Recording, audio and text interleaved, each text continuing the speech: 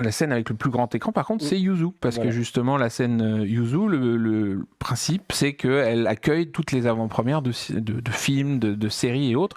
Et qu'elle a carrément un écran de 15 mètres de large pour pouvoir faire ses avant-premières dans de bonnes conditions.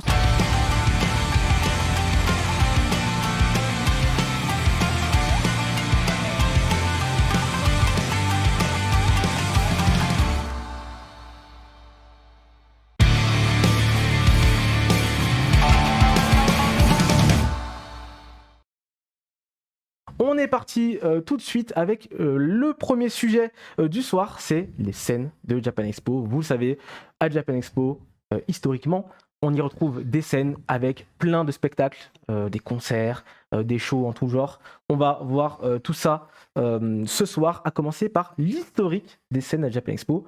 Aujourd'hui, à Japan Expo Paris, on est à 16 scènes à Japan Expo, mais c'était pas le cas dès le départ, j'imagine.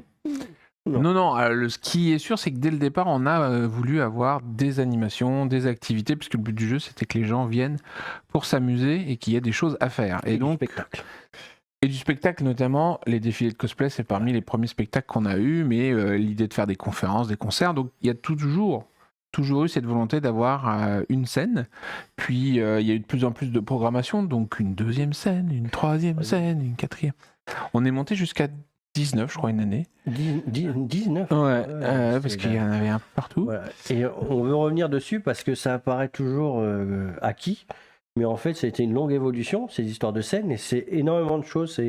Et en vous racontant un petit peu comment on a fait évoluer le nombre de scènes au gré de la programmation, comment aussi on leur a donné des spécificités, on espère que vous allez mieux comprendre comment on programme le festival. Donc, on rappelle, la première Japan Expo, il y avait déjà une scène Juin 2000, oui, tout à fait. Pas la première. Le premier Japan Expo. Le premier. La première édition de Japan Voilà, Expo. la première édition de Japan Expo. Donc, il y avait une seule scène à l'époque. Une seule. Ouais, il y avait une scène et une salle de jeux vidéo, une salle de projection. Du coup, il y avait une vraie scène, mais après, les salles de projection, les salles de jeux vidéo et tout ça, c'était. Parce qu'on n'avait pas les moyens de mettre des scènes partout, mais c'était à peu près la même chose qu'aujourd'hui, une scène. C'était les préquels. Du coup, je suis curieux, il se passait quoi sur cette scène-là à l'époque, pour la première édition? On a eu, alors on avait effectivement un défilé de cosplay par jour, un concours de cosplay par jour. Après, on avait des performances. Alors, il y avait des musiciens.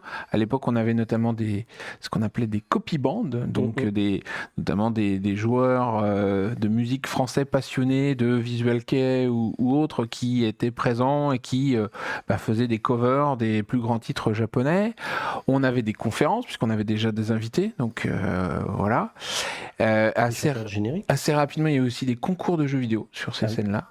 Je ne sais plus si la première année il y en avait, mais je sais que en 2001, pour le troisième Impact, on avait déjà, parce qu'on a des photos de concours de Dance Dance Revolution sur scène.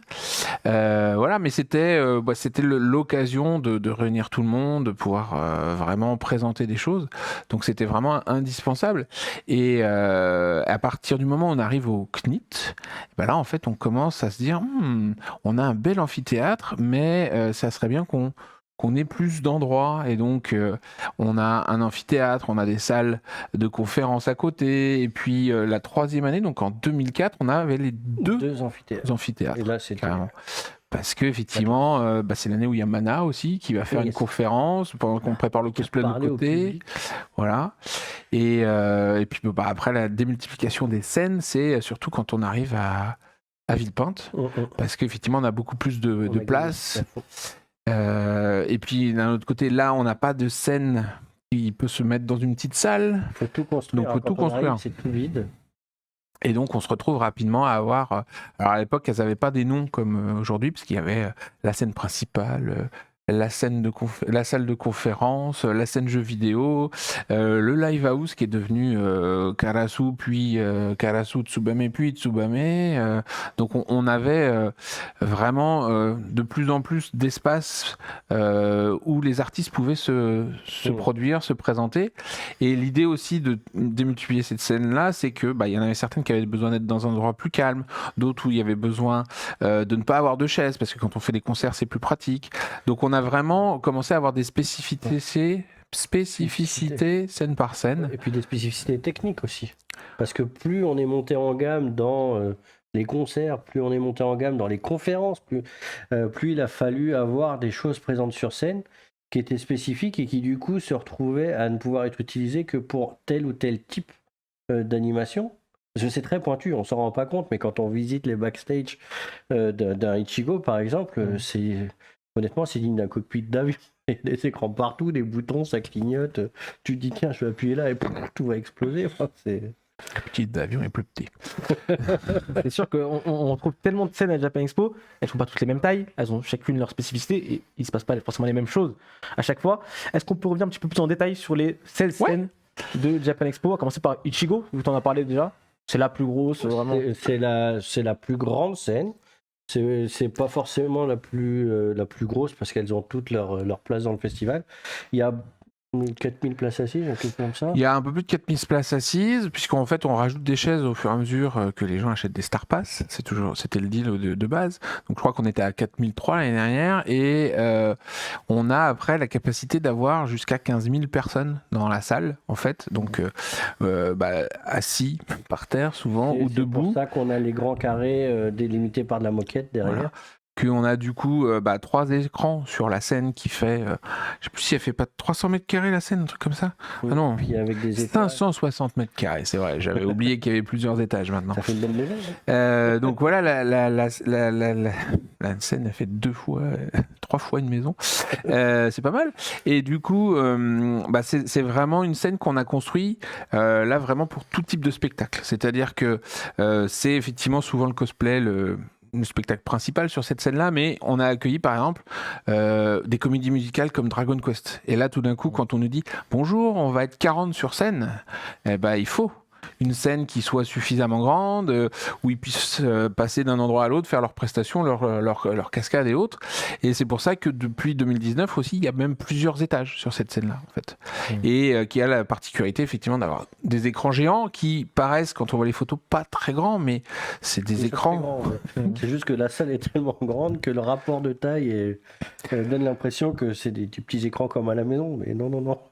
Et la plus grande, la scène avec le plus grand écran, par contre, c'est Yuzu, parce que justement la scène Yuzu, le principe c'est qu'elle accueille toutes les avant-premières de films, de séries et autres, et qu'elle a carrément un écran de 15 mètres de large pour pouvoir faire ses avant-premières dans de bonnes conditions. C'est aussi là où on fait généralement les nocturnes plutôt de films. Donc l'année dernière on avait le Osoda Film Festival dessus, pour que vous soyez vraiment dans l'ambiance. Alors évidemment c'est pas tout à fait la même chose qu'une salle de cinéma, parce qu'on n'a pas la même acoustique, c'est parfois difficile de sonoriser des halls comme on a, mais on se retrouve quand même avec un spectacle, on en prend plein la tronche. Voilà, on en prend plein la tronche, l'écran est vraiment grand, on l'a mis à une hauteur où on peut avoir des gens qui interviennent sur scène tout en ayant quelque chose sur l'écran, parce que ça c'était une problématique qu'on avait dans le cinéma, c'est que les écrans ils sont bas, donc ça passe pas. Et du coup, c'est pour ça quand on dit que c'est pensé, que c'est spécialisé, que c'est pensé, c'est qu'il y a eu, moi je me souviens qu'il y avait eu des discussions avec des techniciens pour savoir à quelle hauteur il fallait que l'écran y soit, parce que nous on dit on veut l'écran le plus grand possible, et puis là ils te font bah oui mais là vous projetez dans la tête des gens, ah mince, et puis après tu te trompes, et du coup si tu te trompes, et ben tu vas avoir des sous-titres par exemple qui vont pas être placés comme il faut, pour que ce soit visible de toute la salle. Donc voilà, c'est des années de... On a même tenté l'idée de leur demander de mettre des surtitres. Voilà, pour voir pour qu'il n'y ait pas de problème de visibilité. Qu'on les mette en haut. C'est pas très habituel. Normalement, dans le cinéma, les sièges sont plutôt. Voilà, le cinéma, il est en pente. C'est comme un film. On est à plat. Donc, c'est pour ça qu'on a aussi déplacé. Les scènes, elles ne sont pas toujours été au même endroit. Et maintenant, Yuzu se retrouve au fond du hall 4. Parce que c'est là où on a la plus importante hauteur sous plafond. Puisqu'on a 15 mètres de haut, ce qui nous permet de mettre un écran de 10 mètres de haut. Ouais, c'est juste ouf en fait. On se rend pas compte en fait parce qu'on a l'habitude de voir les scènes du festival et tout, mais tout est très pas surdimensionné mais énorme. C'est vrai que en tant que visiteur, simple visiteur, on arrive, tout est déjà là, tout est déjà prêt, mais c'est des années, j'imagine, de travail également pour peaufiner le truc. J'imagine bien que la scène Yuzu c'était pas ce que c'est aujourd'hui La scène Yuzu, elle a apparu quand à peu près, quelle année? Alors elle s'est appelée pendant longtemps la scène Japan Expo. Et l'année où on a tout renommé. Alors pas forcément l'année où on a renommé, mais l'année où il y a eu une grande salle de projection de ce type-là, de cette effigie-là. C'était pas dédié projection au départ, c'était dédié à gros événements, mais pas. Enfin, toi, l'idée, c'était la capacité là. C'était de se dire bon bah, on a une salle Ichigo où il y a possibilité d'avoir 15 000 personnes, mais quand on a 4 000 dedans, t'as l'impression que la salle elle est vide. Donc on avait créé une autre salle, justement la scène Yuzu, avec une capacité plus petite pour que des événements qui attirent 4000 personnes, c'est déjà énorme, mais qu'ils n'aient pas l'impression que la salle elle est à moitié pleine. Donc du coup, on a ça. Et la première fois où elle a été vraiment utilisée en projection, c'est en 2017, pour les 20 ans de Pokémon, dans mes souvenirs. Il y avait l'avant-première mondiale du 20e film de Pokémon. Et donc, du coup, là, on est passé d'une scène, conférence, jeu, etc., avec un écran d'une taille correcte à oh, mon Dieu, faut qu'on agrandisse l'écran. Et on a fait ça, et on a été confronté aux limites, effectivement, de hauteur sous plafond, etc. Et c'est pour ça que, du coup, on a, l'année d'après, migré Yuzu à l'emplacement où elle est depuis 2018 maintenant. Et c'est exactement là la manière dont ça a évolué, c'est que on s'est retrouvé avec des méga opportunités. Et si on voulait avoir cette avant-première de Pokémon, qui était juste de la folie furieuse, il fallait qu'on se conforme en fait à des demandes. C'est-à-dire parce que nous on leur a dit regardez, on a ça. Et là on nous a dit là il faut qu'il y ait ça. Pokémon c'est très dur, hein. Je sais qu'ils sont très et on n'a pas arrêté de s'adapter parce que quand on a fait un événement sur l'événement Evangelion, là, on s'est retrouvé avec de la projo, et puis on avait l'événement sur scène, puis c'était retransmis partout dans le monde, et puis machin. Puis il y a une fille qui est venue chanter, enfin la chanteuse qui est venue chanter, évidemment. On a eu le générique chanté en live, enfin vraiment. Et tout ça, peu à peu, a confirmé en fait tous les éléments techniques qu'on met sur telle ou telle scène. Et chaque année, en fait, on rajoute des briques, quoi. Voilà. En tout cas, c'est du boulot. Donc on a Ichigo, on a Yuzu. Et après, on a Take, qui est un gros morceau, parce que là, c'est justement tout ce qui va être surtout l'e-sport, le jeu vidéo et autres. Et c'est encore, au niveau technique, des besoins complètement différents. Là, il n'y a pas besoin d'un écran de 15 mètres, mais par contre, on a les PC, on a les différents écrans pour diffuser tout ce qui se passe sur scène, tout ce que les gens présentent, etc. Et automatiquement, c'est pas les mêmes besoins non plus. C'est la scène. La première scène est la seule qui est streamée en permanence. On n'a pas arrêté de nous bassiner en disant il y a un nouveau train comme ça avec les trucs à streamer. Je sais pas si tu connais. Un peu. Voilà. Et du coup, il a fallu qu'on la stream, et du coup, ça voulait dire qu'elle devait être filmée d'une certaine manière, qu'il devait y avoir des réalisateurs derrière, parce que il y a la scène, il y a ce qui se passe sur les écrans, il y a énormément de paramètres. Et l'autre challenge de cette scène, c'est qu'elle doit à la fois accueillir de l'e-sport PC, mais aussi de l'e-sport console. Et en fait, techniquement, ça n'a rien à voir. Quand tu mets tout ensemble, c'est très compliqué. C'est sûr que ça commence à faire beaucoup. Après, on a du coup la scène Sakura, qui était historiquement appelée scène culturelle. Voilà. Mais la scène Sakura, elle est effectivement plutôt, parce qu'en plus elle est à côté de l'espace Wabi Sabi, là pour accueillir tous les spectacles. Elle a d'ailleurs une particularité, c'est qu'elle a un petit proscénium sur le côté inspiré des théâtres kabuki en fait. Voilà. Pour tout ce qui va être spectacle de danse, musique traditionnelle, démonstration d'arts martiaux, calligraphie, on a vraiment de tout dessus, mais plutôt le côté effectivement très traditionnel plus que le côté moderne. Voilà. Alors même si on fait des mélanges parfois entre le moderne et le traditionnel, et ça donne des trucs assez extraordinaire. C'est une des salles qui a le meilleur taux de remplissage. C'est-à-dire que quand on prend Ichigo, il y a des moments où il y a beaucoup de monde, puis des moments où c'est plus calme, alors que Sakura, elle est vraiment toujours pleine. Quoi. C'est la preuve que la culture japonaise, ça plaît bien au-delà du manga. C'est sûr. C'est vrai que c'est une scène, je pense, où on peut réunir petits et grands, les parents notamment. C'est vraiment la scène la plus grand public, effectivement aussi, parce que même si parfois on a eu des surprises en calligraphie et en tatouage où les demoiselles n'étaient plus tout à fait aussi vêtues que prévu. De la calligraphie Avec son corps. Épeuillé. Voilà. Et quand tu vois ça, tu fais merci de nous avoir prévenus. Elle l'a fait qu'une fois. La fois d'après, elle a fait attention parce qu'elle s'est rendue compte que c'était peut-être pas. Voilà. Mais c'était juste génial. Et après, on a du coup lancé plein d'autres scènes plus thématiques. On a aussi choisi les noms pour éviter de se dire si on va sur Sakura, c'est forcément du traditionnel. Mais il se trouve qu'effectivement, comme les moyens techniques sont plus adaptés au spectacle traditionnel, la plupart se retrouvent là. Ça n'empêche pas que des fois on a des conférences sur Kuri, de tourisme, de fabricants de sabres et des choses comme ça. Mais voilà, c'est plus en fonction du type d'intervention qu'ils vont faire. Ok. D'où les spécialités dont on parlait tout à l'heure, qui sont des spécificités techniques. Ouais. Et c'est aussi pour ça qu'on a nommé toutes les scènes comme cela. Parce qu'au début, quand ça s'appelait la scène jeu vidéo, quand on voulait mettre autre chose, les gens ils nous disaient mais la scène jeu vidéo, pourquoi on va aller là-dessus? Donc voilà, il y a plein d'autres scènes encore. Il y a Kitsune. Kitsune, donc là c'est plutôt la partie dans le village cosplay. On a Kuri qui est dans le hall 6 où on a beaucoup de conférences. C'est vraiment une salle spécialisée conférences avec une sonorisation spécifique. Voilà. Nezumi qui est plutôt dans l'espace web avec les web tremplins, etc. pour mettre en avant tout ce qui va être influenceur et autres qu'on essaye d'aider à se développer. Et puis on a après la scène Washoku, qui est une scène qui est devenue ultra importante avec toutes les démonstrations de cuisine et autres. Qui est pareil, une scène qui est très courue sur le festival. Ouais. Et après, on a des scènes dites un peu plus activité, dans le sens où, effectivement, sur Sora, vous allez avoir énormément de quiz. Sur Sky, ça va être aussi des animations, des quiz, mais plutôt tourné vers Amazing. Et la scène Camo qui est là vraiment pour tout ce qui est danse, spectacle de danse, Just Dance et compagnie. Et c'est la meilleure scène du festival, à temps plein, celle quoi. qui a le meilleur nom. Bon, en tout cas, vous l'aurez compris, il y a à boire et à manger en termes de scène chez Japan Expo. Surtout sur la scène Washoku. Et surtout sur la scène Washoku, effectivement. Mais vous l'avez compris, il y a plein de scènes différentes. Et il me semble que du coup, c'est depuis la dernière édition, il y a une scène qui est en extérieur maintenant. Ou c'était déjà qu'avant, à Paris, je parle de celle de Paris.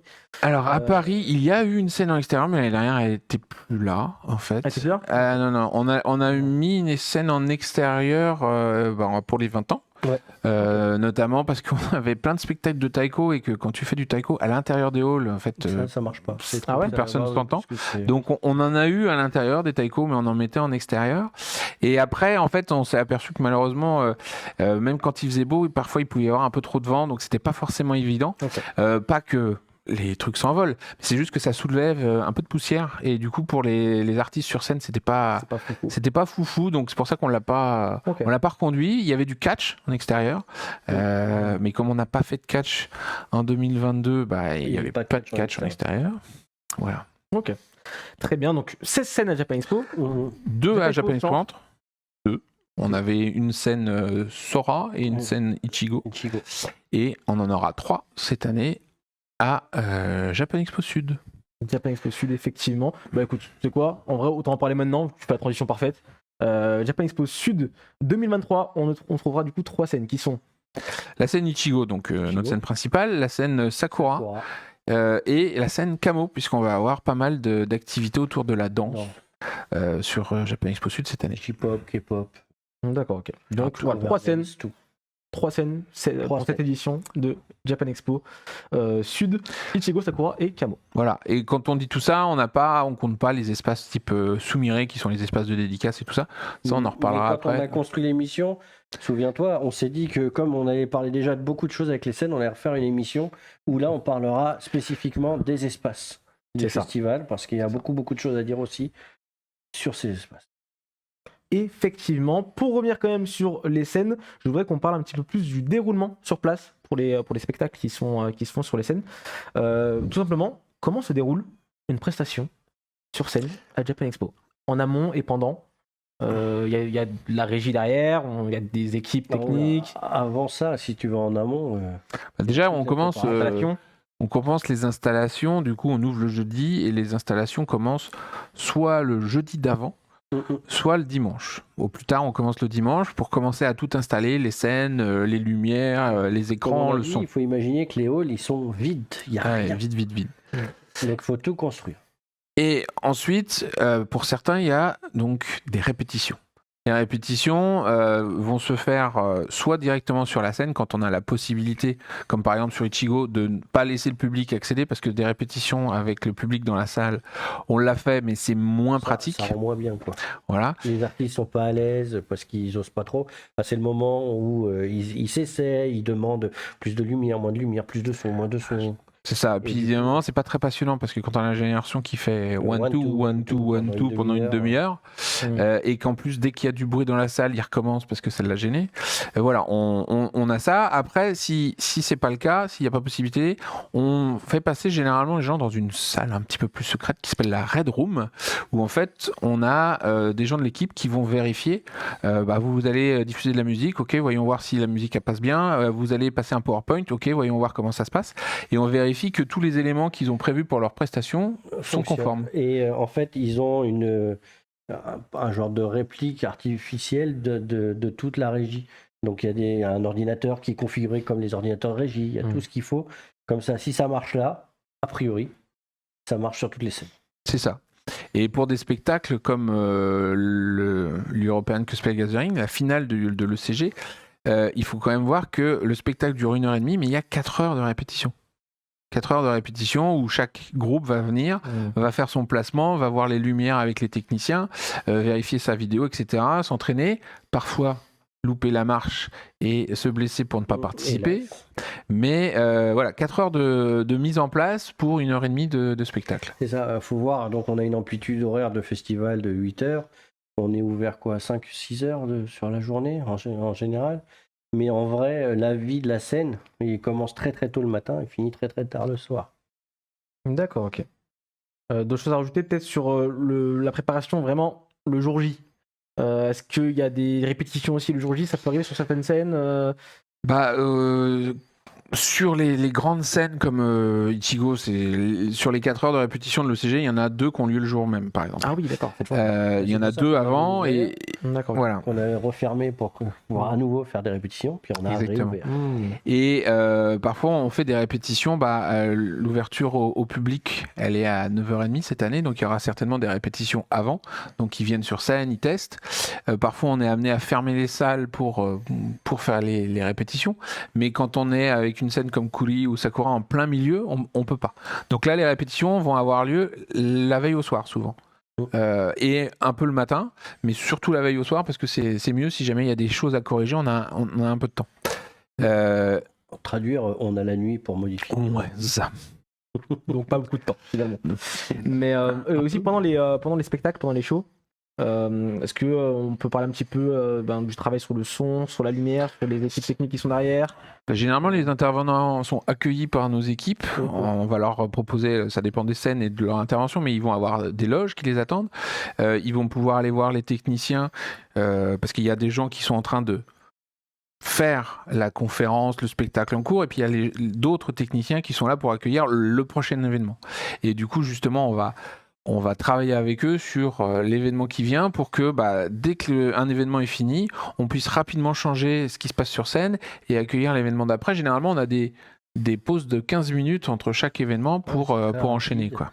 Les mecs, ils se sont préparés, ils ont programmé une partie des effets de lumière, ils ont programmé une partie des effets, tout ce qui est nécessaire au niveau sonore.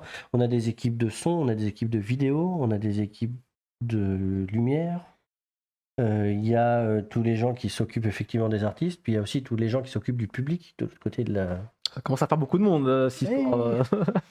Sur une scène comme Ichigo, je sais plus s'ils sont pas 20 techniciens, forcément. 20 techniciens. Ils sont du coup là toute la journée pour... Ouais, alors c'est sur des amplitudes assez vastes, parce que généralement ils commencent à 7h et on finit répète à 23h, donc en fait il y a même plusieurs équipes qui roulent. C'est de la rotation. Qui sont là pour assurer le spectacle en permanence, quoi. D'accord, ok. Et une fois que tous les spectacles sont terminés à la fin de Japan Expo le dimanche, j'imagine qu'il faut tout remballer. Ça prend combien de temps? Thomas, je sais que t'aimes bien dire que ça prend du temps à monter et ça prend très vite à démonter. C'est pareil pour les scènes C'est pareil pour les scènes. Ils sont hyper organisés. on ferme les scènes à 17h. Sur des scènes comme Ichigo, on peut tout de suite démonter puisqu'il n'y a que ça dans le hall. Et généralement, la scène Ichigo, dans mes souvenirs la dernière fois, elle devait être finie vers 3h du matin en fait. Donc il faut très court. il faut une dizaine d'heures pour la démonter alors qu'il a fallu 48 heures pour la monter quoi.